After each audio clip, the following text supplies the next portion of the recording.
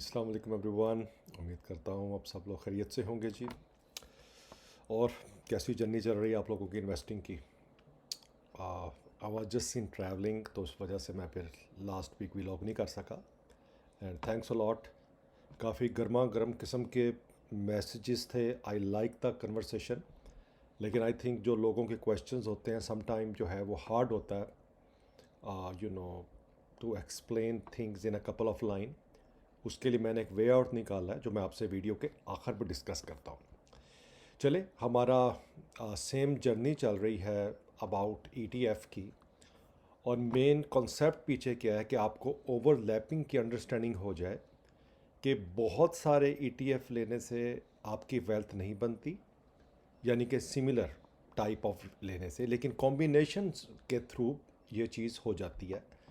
तो अभी जो हम बात कर रहे हैं प्रीवियसली 3 में, उसमें कि मैंने डिस्कस किया आप लोगों से। इनिशियली शुरू में हमने डिस्कस किया था JSGB ETF और उसके मेन होल्डिंग्स। फिर हमने डिस्कस किया NBPG ETF नेशनल बैंक का और उसकी मेन होल्डिंग्स। फिर हमने डिस्कस किया ACI ETF और उसकी मेन होल्डिंग। ठीक है जी। आज जो मैं डिस्कस करने जा रहा हूँ वो फोर्थ है, वो है JSMF ETF। One of my favourite ETF world wide, not just here. तो आई मीन इसको कहते हैं JS momentum factor index ETF। ठीक है। What exactly does the JS Momentum Factor Index composed of large and mid cap PSX stocks? So सबसे अच्छी चीज़ क्या है? इसको जो कंपोज किया गया है वो आपके लार्ज और मिड कैप स्टॉक्स को लेकर कंपोज किया गया है। ठीक है। तो it's mean select stocks that show an upward price trend likely to continue, यानी कि ऐसे स्टॉक्स जिनका प्राइस का अपवर्ड जो है ट्रैक कंटिन्यू होता है। यानी कि उसका कॉन्सेप्ट ये है कि मोमेंटम, ठीक है, डाउन मोमेंटम को फॉलो नहीं करना, अप मोमेंटम को फॉलो करना है। तो जो भी ऐसा ETF होगा वर्ल्ड वाइड जो मोमेंटम को फॉलो करता है, उसका टास्क ये होता है कि वो अपवर्ड प्राइस को, अपवर्ड के जो स्टॉक ट्रेंड ले रहे होते हैं, जिनको लग रहा होता है कि ये स्टॉक ग्रोथ ले रहा है, ऊपर जा रहा है, इसकी प्राइस बढ़ेगी, तो इन ETFs के अंदर ये वाले स्टॉक्स इंक्लूडेड होते हैं। दुनिया में भी बेस्ट मोमेंटम ETF हैं और जो भी अच्छे इन्वेस्टर्स होंगे उनके पोर्टफोलियो में आपको मोमेंटम ETF ज़रूर नज़र आएंगे फॉर ग्रोथ पर्पस। ठीक है। वो ये चाह रहे होते हैं कि हम जो वैल्यू है हमारे प्राइस की वो अपवर्ड जाए। अब ये क्या करते हैं कि मोमेंटम फैक्टर क्या करते हैं, स्लॉक्ट करते हैं, रीसेंट परफॉर्मेंस को देखते हैं ये JSM ETF वाले, और लिक्विडिटी मैट्रिक्स को देखते हैं। ज़्यादा पुराना नहीं है, यानी परफॉर्मेंस तो देखेंगे और कितनी एक कंपनी के अंदर जो है वो इसका लिक्विड मैट्रिक्स है, इसको भी चेक करेंगे। तो ओवरऑल काफ़ी नैरो देखते हैं। तो ये रैंडमली नहीं आपके और मेरी तरह जो भी स्टॉक आपको लग रहा है कि वो आज ऊपर जा रहा है उसको पकड़ लेते हैं। नो, दे प्रॉपरली स्टडीड और that's why they go with that. तो मेरे ख्याल से ये एक ऐसा ETF है, I think this is the only ETF जो मैंने लॉन्ग टर्म, जब से आया था मैंने इसको रखा हुआ है, और ट्रमेंडस ETF है ये वाला। ठीक है। ये लॉन्च हुआ था जनवरी 2022 में अप्रॉक्सीमेटली, और ये पैसिव मैनेज फंड है, यानी इसको एक्टिव बार बार नहीं बनाया जा सकता, एक दफ़ा बना लिया है और इसकी जो है वो इंडेक्स के स्टॉक्स के थ्रू, और देन इट्स कंटिन्यू। अब देख लेते हैं कि इसके अंदर हमें क्या मिल रहा है। पोजीशन कैंट चेंज वेरी, तो डोंट टेक इट कि सेम होंगी, ऊपर नीचे हो सकती हैं, पर इनकी मेन होल्डिंग्स जो हैं वो ये हैं इस वक्त। नेशनल बैंक आपको भी पता है अप ट्रेंड में जा रहा है, बहुत अच्छा। इवन आपने देखा है नेशनल बैंक के अंदर डिविडेंड तो शायद एक दफ़ा देगा, लेकिन जो प्रोडिक्शन आ रही है इस वक्त अप्रॉक्सीमेटली कि जो नेशनल बैंक का ETF हो सकता है वो 20 रुपये या 20 रुपये के ऊपर हो सकता है। तो उसकी अर्निंग बहुत अच्छी है और ट्रिलियन का stock, I mean best stocks में आ रहा है। तो उस लिहाज से अगर देखो तो उसका अपवर्ड ट्रेंड है। हबीब बैंक भी इसी तरह ऊपर गया है। DG खान भी कैसे उसका ट्रेंड अप गया है। लकी स्प्लिट होने के बाद भी ऊपर है, मारी भी ऊपर चल रहा है, फौजी भी, बैंक अल्फला ने अच्छा दिखाया, सासगर भी कहाँ से कहाँ चला गया, नेशनल रिफाइनरी ने अच्छा परफॉर्म किया, और PIBT यानी Pakistan internal bulk terminal, recently आपने इसकी प्रोग्रेस देखा है। तो आपको इन स्टॉक्स से अंदाज़ा हो जाएगा कि ये अपवर्ड के ट्रेंड को ही फॉलो रखते हैं इस ETF में। तो अगर आप ये चाहते हो कि आपका ग्रोथ, यानी मैं डिविडेंड की तो बात नहीं कर रहा, लेकिन एक अच्छी ग्रोथ मिल जाए, तो I think it is one of the ETF। बाकी इट्स जस्ट माय ओपिनियन, आप खुद अपनी रिसर्च कीजिएगा। लेकिन अब आप फैक्टर इन देख रहे हैं एक चीज़ कि डिफरेंट स्टॉक्स में अगर आप देखो तो रेप्लिकेशन आपको नज़र आ रही है, लेकिन हर एक ETF का एक पर्पस भी है जो आपको पता लग रहा है कि हर एक ETF बनाने के पीछे लॉजिक क्या है, किसी ने किस पर्पस के लिए बनाया, किसी ने किसको लिए बनाया। लेकिन एक चीज़ अगर आप देखो JS के दोनों ETF में, जो चीज़ मुझे अच्छी लगती है कि ये जो JS का है ETF, इसने सिर्फ बैंक्स को, यानी JSGB ने बैंक्स को लिया हुआ है। यानी कि अगर मैं सारे बैंक नहीं ले सकता और बैंकिंग स्टॉक तो बहुत अच्छे जा रहे हैं, तो मैं JSGB का ETF ले लूँगा, तो मेरे पास बैंक्स आ गए। फिर अगर मैंने ट्रेंड को फॉलो करना है तो मैं वहाँ पर अगर इस JS ETF को लूँ तो मैं अपवर्ड प्राइस को भी देख सकता हूँ। तो डिफरेंस आ गया। तो मैंने क्या किया कि मैंने दो अलग-अलग ETF लिए, लेकिन पर्पस मेरा टोटल डिफरेंट था। इसमें मैंने वो गुड स्टॉक ले लिया जो बहुत तेज़ी से ऊपर जा रहे हैं, और उसमें मैंने वो ले लिया जिसमें बैंक्स बहुत अच्छे जा रहे हैं।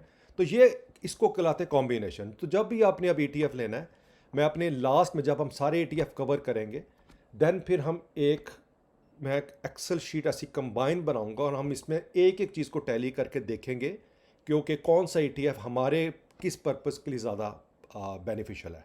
लेकिन आई एम श्योर कि अब आपको कुछ क्लैरिटी आ गई होगी अभी तक के हमारे इन 4 ETF के अंदर कि कौन सा ट्रेंड अगर आपके माइंड में है तो आपको उसके लिए कौन सा ETF बाय करना चाहिए। ठीक है जी। तो I am sure you have a some idea about that.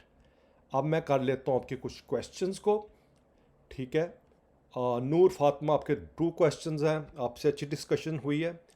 But एक चीज़ और मैं बता रहा हूँ आप नूर और आपको भी सबको कि I am not certified financial advisor. मैं जो भी आपको ओपिनियन दूंगा वो अपनी रिसर्च के और अपने एक्सपीरियंस के मुताबिक दूंगा।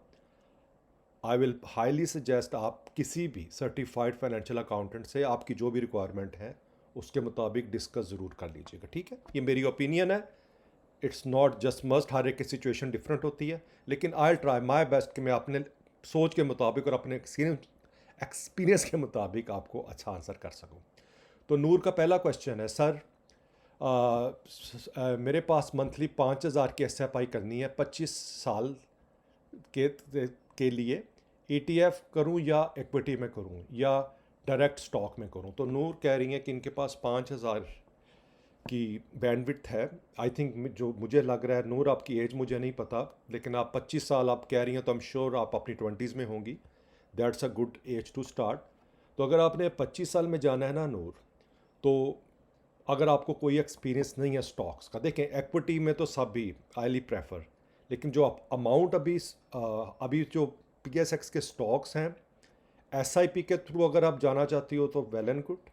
अगर आप टॉप 10 KMI30 या प्रॉबली या KMI30 उनके अगर टॉप 10 स्टॉक्स अगर आप ले लो तो आप उसके अंदर इक्वल जो है वो अपना स्टॉक बाइंग कर सकती हो और SIP कर सकती हो। लेकिन I will suggest at this point कि अगर आपको एक्सपीरियंस नहीं है ना तो आप ETF में आओ। अभी आप जो है म्यूचुअल फंड में आओ। ETF की प्रोग्रेस भी जो होती है वो थोड़ी सी, क्योंकि पैसिव हैं, म्यूचुअल फंड जो होते हैं वो एक्टिव होते हैं, वो ज़्यादा मेरे ख्याल से अगर active mutual fund is better at least on the beginning. फिर जब अच्छी आपके पास कॉर्पस हो जाएगा, अच्छा पैसा बन जाए, then you can allocate some money towards your ETF और स्टॉक। लेकिन अगर मेरा ख्याल अभी आप at least next few year 5,000 invest करो किसी अच्छे म्यूचुअल फंड में, इक्विटी म्यूचुअल फंड में आप करो, जैसे अलमेज़ान का म्यूचुअल फंड है, UBL का भी म्यूचुअल फंड है, तो आप उसको you will try that mutual fund और वहाँ से आपने जो है वो इसको स्टार्ट करना है। दूसरा इनका क्वेश्चन है, सर मेज़ान ETF का मिनिमम 500 यूनिट बाय होते हैं पर मेरे पैसे नहीं निकाल सकती, तो उसका सर मेज़ान की ऐसी इंडेक्स फंड में मैं 2,000 पर मंथ इन्वेस्ट करूं तो मेज़ान ETF के इक्वल गेन मिल सकता है? क्योंकि मेज़ान ETF माने KMI30 में इन्वेस्ट होता है और मेज़ान KSE इंडेक्स भी KM30 में। देखो नूर, आप दोनों अलग-अलग चीज़ों को मिक्स कर रही हो। आई गॉट इट कि मेज़ान का ETF महंगा है, 500 यूनिट मिनिमम लेने पड़ते हैं, फ़ाइन। KMI30 जो है वो म्यूचुअल फंड है और वो ETF है। डेफिनेटली दोनों में डिफरेंस इनकी फ़ीस का होगा। तो ETF के अंदर वो उतनी एक्सपेंसिव नहीं पड़ता, म्यूचुअल फंड में उतना एक्सपेंसिव पड़ता है। तो आप दोनों तरफ अगर आप देखो तो आई थिंक आपके पास जो मैं अभी आपको कंक्लूड करता हूँ कि आपके पास 5,000 है। आप अल्मेज़ान का, क्योंकि अगर आप दोनों KMI30 लो या अल्मेज़ान म्यूचुअल फंड लो, दोनों हाई रिस्क में आ जाते हैं। एट दिस पॉइंट जो भी आप पोर्टफोलियो बनाओ, you have to always go for high, mid और लो। अगर आप हाई में रहना चाहती हो तो KMI30 में आ जाओ या अल्मेज़ान म्यूचुअल फंड में आ जाओ, ठीक है, AMMF। दूसरा आता है बैलेंस फंड, मैंने उसके बारे में प्रीवियसली बताया था, ठीक है, कुछ ना कुछ आप बैलेंस फंड में भी इन्वेस्ट करो। और तीसरा फिर आ जाता है लो मनी मार्केट, उसका फ़ायदा नहीं है क्योंकि आपका 25 साल का है। तो एग्री विद यू, आप KMI30 या अल्मेज़ान म्यूचुअल फंड में से एक फ़ंड ले लो, उसमें कुछ मनी एलोकेट कर दो और एक आप बैलेंस फंड में भी कर दो, क्योंकि अगर मार्केट किसी वजह से गिरती है तो आपका बैलेंस फंड जो होता है वो उतना नहीं तेज़ी से गिरता जितना इक्विटी हाई फंड जो है वो गिरता है। लेकिन अगर आपने 60-40 कर लो आप, कि हाई रिस्क में 60 रख लो और 40% आप अपना जो होगा वो बैलेंस में रख लो। ये मेरी एडवाइस है। बाकी फर्दर कोई कन्फ्यूजन हो, क्लियरेंस ना हो, और अगेन ये हर एक डिफरेंट सिचुएशन है, ये मैं नूर की कंडीशन के मुताबिक एडवाइस कर रहा हूँ। Don't think it's for everyone, ठीक है, हर एक की सिचुएशन अपनी होती है। क्योंकि मेन चीज़ क्या होता है, कोई भी इन्वेस्टमेंट एडवाइस करने से पहले आपकी एज को 100 में से माइनस करना होता है। ये रूल मैंने पहले भी बताया। फ़र्ज़ करें आपकी एज अगर 40 है तो 100 माइनस 40 इक्वल टू 60। इसका मतलब क्या है कि 40% जो आपने इन्वेस्टमेंट करना है वो लो रिस्क में करना है और 60% को अपने मिड और हाई में करना है। तो दैट्स द फार्मूला बिहाइंड। तो एज वाइज ये चीज़ एलोकेशन की जाती है, इसलिए आप किसी भी फाइनेंशियल एडवाइज़र से पूछ लो, बट मेक श्योर हर एक की सिचुएशन डिफरेंट है। राव वकील, आपसे भी अच्छी डिस्कशन चल रही थी, मेरी कुछ कन्फ्यूजन था। लेट मी सी क्या आप कह रहे हैं। सर ये एलोकेशन जो आपने रिकमेंड की है म्यूचुअल फंड में ऐसा पे करो या पेंशन फंड में पर मंथ 5,000 इन्वेस्ट करते जाओ। देखो राव, दोनों अलग-अलग प्रोडक्ट हैं। पेंशन फंड को आप, सेंस क्या है, पेंशन कब आएगा, रिटायरमेंट के टाइम पे, उसका बेनिफिट भी तभी आएगा। अगर आप उस फंड में अभी इन्वेस्टमेंट करेंगे अपने पेंशन फंड में और पहले से अगर आप उसको निकालने की कोशिश करेंगे तो यू हैव टू पे टैक्सेस, ठीक है, ये चीज़ आप जहन में बिठाएं जी। तो इसी लिहाज से जो आपने कंपैरिजन नहीं करना, दोनों अलग-अलग प्रोडक्ट हैं, दोनों की अलग-अलग रिटर्न है, दोनों का टाइम ड्यूरेशन अलग है। जो पेंशन फंड डिज़ाइन किया जाता है वो आपकी एज को सामने रखते हुए एलोकेशन दी जाती है, जिसमें आपके पास ऑप्शंस होती है कि आपने इक्विटी में कितना रखना है, मनी मार्केट में कितना रखना है, ठीक है, डेब्ट में कितना रखना है। तो आप मिक्स मत करें राव साहब, या तो आप मुझे ईमेल करो, अपनी एज की आप डिटेल मुझे भेजें और देन वी कैन डिस्कस। और फर्दर मैंने ये भी है कि नो वरी, जब आप मुझे ईमेल भेजते हो तो we can also schedule a meeting, उस पर हम जो है वो मैं I can share by WhatsApp number with you, तो हम व्हाट्सएप पर भी बात कर सकते हैं और टीम्स पे कॉल भी अरेंज कर सकते हैं, ठीक है। दूसरा आ जाता है जी, सर आपने कहा था कि म्यूचुअल फंड 15% टैक्स कट करता है प्रॉफिट पर, बट पेंशन फंड में प्रॉफिट री इन्वेस्ट भी होता है ना और टैक्स भी नहीं कट होता फॉर लॉन्ग टर्म। देखो राहुल, मैंने इसमें टैक्स से रेलिवेंट थोड़ा ट्रिकी हो जाता है। ये एक स्टैंडर्ड है, अगर आप टैक्स फाइलर हैं तो 50% आप पे करेंगे। पेंशन फंड में आपको टैक्स बेनिफिट है अगर आप उस सर्टेन एज से पहले विड्रॉ नहीं करते। अगर आप विड्रॉ कर लेंगे तो यू हैव टू पे टैक्सेस, कीप इन माइंड, ठीक है। बेस्ट पेंशन फंड रिकमेंड कर सकते हैं अभी तक तो जो मेरे सामने आ रहा है, यू कैब इंडिविजुअली, महाना का मुझे बेटर लग रहा है काफ़ी, अभी नया तो है लेकिन दैट्स वन ऑफ देम। फिर मैज़ान वाले भी दे रहे हैं, एमसीबी वाले भी दे रहे हैं, यूबीएल वाले भी, लेकिन आप इसमें देख लें, आई थिंक पेंशन में ऑलमोस्ट प्रिटी सेम। लेकिन मैं महाना को क्यों प्रेफर करता हूँ, क्योंकि जो बड़ी ऑर्गेनाइजेशन होती हैं दे have to pay a lot of salaries to their employees, ठीक है। तो उस लिहाज से उन्होंने वो सारे खर्चे निकालने होते हैं, देन फिर आपको आउटपुट देनी होती है और फीस भी चार्ज करते हैं। महाना का भी सेटअप कम है, इन्वेस्ट ये भी वहीं कर रहे हैं क्योंकि इनका भी एक्सपेंस उतने नहीं है, दैट्स वाई आपको ज़्यादा रिटर्न मिलती है।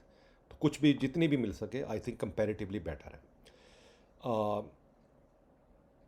AHSA 145 सर, मैंने महाना में पेंशन फंड ओपन किया है, उसका fund allocation 70% money market 30% debt, और मैं इसे चेंज करना चाहता हूँ 50% मनी मार्केट 25 इक्विटी 25 डेट, ये कैसे होगा?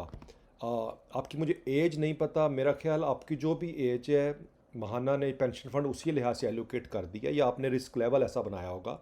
मेरा ख्याल बात भी हुई थी, आप उनको कॉल कर लो, कॉल करके इनकी वेबसाइट पे जाके आप ईमेल भेज दो, या इनका व्हाट्सएप का नंबर है, वहाँ पर आप उनसे कह के यू कैन चेंज इट, तो आप उनको बता दें कि मैंने रिस्क लेवल चेंज करना है, और then they will change it for you. लेकिन ये आपके लिए अच्छी ऑप्शन हो जाएगी कि और अभी भी आप 50%, मुझे एज का नहीं पता, अगर आपकी एज मुझे पता होता, अगर अंडर 30 है तो, अगर अंडर 30 है तो मैं आपको बोल देता कि आप 50% इक्विटी में रखें, 25 डेट में रखें, और 25 मनी मार्केट में रखें। अगर एज आपकी 40 के क्लोज में है देन ये एलोकेशन ठीक है, तो आपकी एज के लिहाज से एडजस्टमेंट होगी, ठीक है।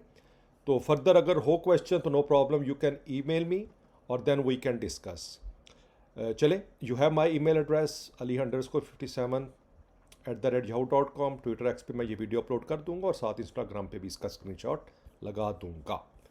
चले जी, तो hopefully you like today's JS का मोमेंटम, और आप मोमेंटम फंड्स के बारे में फर्दर भी रिसर्च करना, you will come to know कि ये कितने काम का ETF है दुनिया में जहाँ भी होगा।